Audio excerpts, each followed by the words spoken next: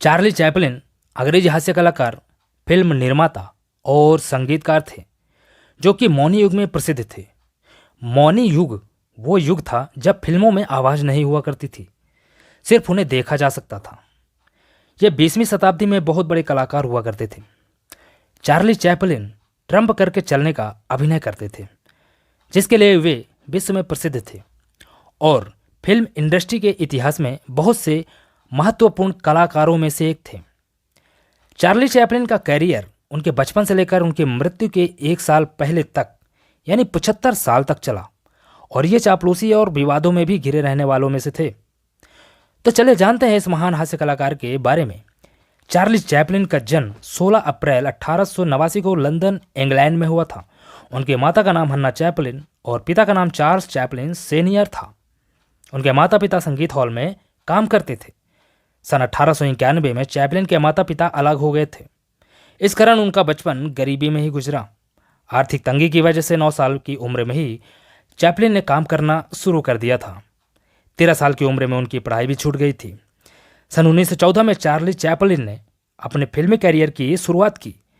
Senate फिल्मों में दूसरे अभिनेताओं को खुद से अलग करने के लिए चैपलिन ने एक विशेष तरह के चरित्र में काम करने का फैसला किया। तब ट्रम्प करके चलने वाला एक छोटा बच्चा पैदा हुआ।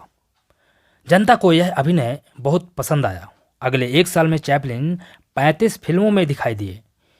इनमें एक लाइनअप की दिल्ली पंक्चर्ड रोमांस फिल्म भी शामिल है। यह फिल्म पूरी हास्य फिल्म थी।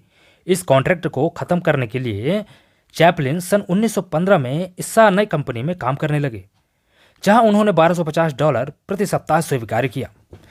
इस कंपनी के साथ चैपलिन ने 14 फिल्में की। चैपलिन के किरदार को प्रत्याशित नायक के रूप में स्थापित किया। जब वो किसान की बेटी के लुटेरों से बचाता है, आमतौर पर इनकी यह पहली क्लासिक फिल्म थी।